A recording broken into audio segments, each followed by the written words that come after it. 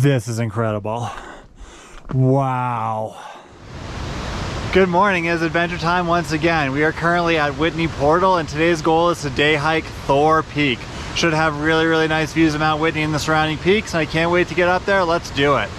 So I'm actually starting a slightly different way. I met an old timer in the parking lot who'd been hiking in the Sierra for the last 59 years, which I thought was fascinating. And he asked if I'd ever taken this little shortcut trail, which apparently used to be the John Muir Trail. So he kind of piqued my interest and I figured you may as well try it. So basically you go a little past the Portal store and there should be a trail somewhere. So far so good on this shortcut trail. You could tell it was maintained at one point, but they definitely haven't done a lot of work in a while. So we left the shortcut trail, now we're on the main Whitney Trail. Kind of like that shortcut, definitely save a little bit of distance. And now we're just hammering up the main trail before we leave it. I've heard of this guy. Evidence of avalanche this season. There was a lot of snow here a month or two ago. Clearly it went. This slide path goes way down there. Took a lot of trees down with it. Looks like it's about time to leave the trail. We're gonna start fighting up this, which is basically the east slopes of Thor Peak. Looks steep.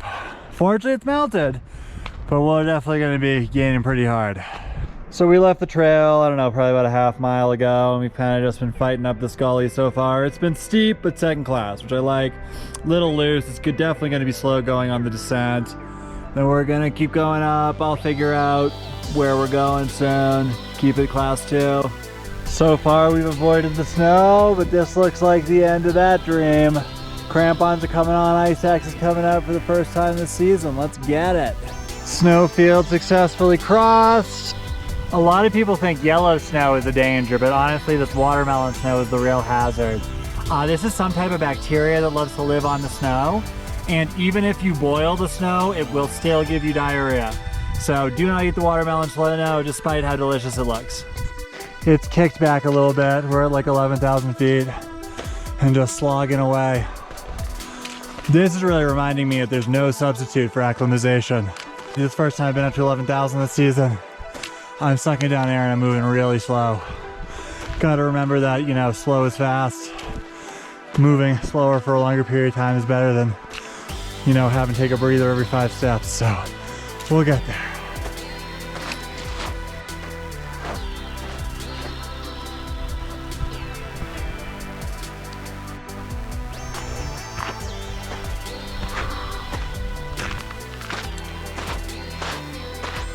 Summit's right up there on the right. I just put on the crampons one more time, get up this little snowfield, and we should be in the clear. Should be there any minute.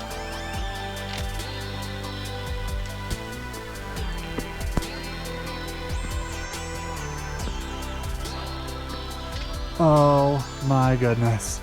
This is incredible. Wow. And here we are on the summit of Thor Peak, and it is absolutely beautiful. This is insanely gorgeous. On the right there, that tall peak is Mount Whitney, the highest point in the lower 48, coming in at about 14,500 feet. Right to the left of that, you have the Keeler Needle, another beautiful formation. Then you got a bunch of other ones as you kind of follow that ridge line. That peak over there, that's a little taller than the rest of the needles, that is Mount Muir, which is another California 14er. That's kind of where the Whitney Trail 99 switchbacks comes up. I'm seeing a lot of snow and not a lot of evidence of people, so I'm kind of happy that I'm not hiking Whitney today. We're looking kind of swinging toward the south. There should be Consultation Lake, but it's super frozen.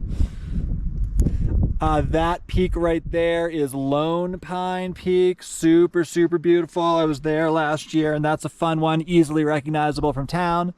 And now we're looking down to town, about 8,000 feet below us. You got the town of Lone Pine, see the Alabama hills in the foreground, and it's just beautiful to be here.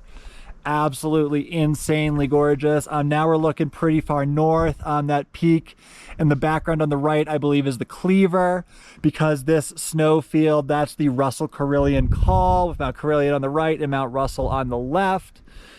And then we're back to Whitney. I can't think of a better place to be.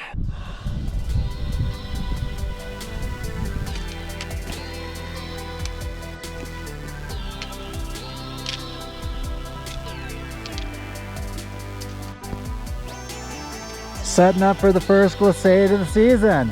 I'm a little worried because the snow is super thin. I really don't want to murder my tailbone on a rock, but we'll see what happens. The glissading is done and my butt survived without hitting anything, which I'm very happy about. It was kind of slow going because of the sun cups, but it was definitely still faster than walking. And I think we pretty much should be snow free for the rest of this.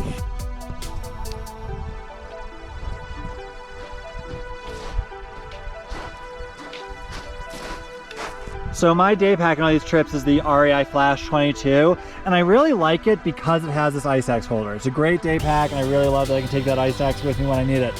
However, I am convinced that no one else has ever used the ice axe holder on their REI Flash 22. If you ever have, I would love to hear about it. Please let me know in the comments. Tearing up some downhill. So much easier than going uphill. I see a trail. We're getting pretty darn close. One last look back at the beginning of the ascent or the end of the descent. Yeah, it was a little brutal, but not the worst. And it is just so nice. Bluebird Day in the High Sierra? Yes, please. Oh my gosh.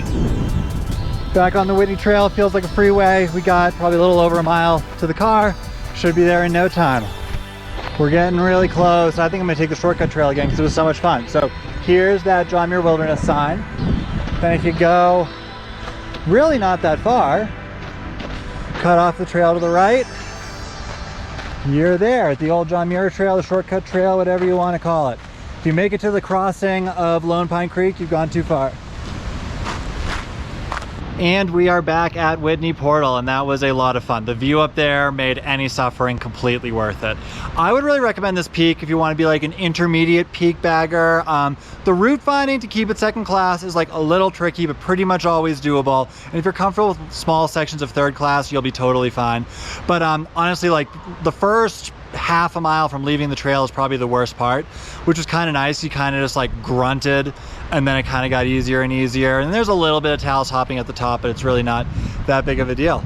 Thank you so much for watching. Please hit that subscribe button. I am doing one California adventure video a week, and I really, really appreciate the support, and I hope to see you out on another adventure.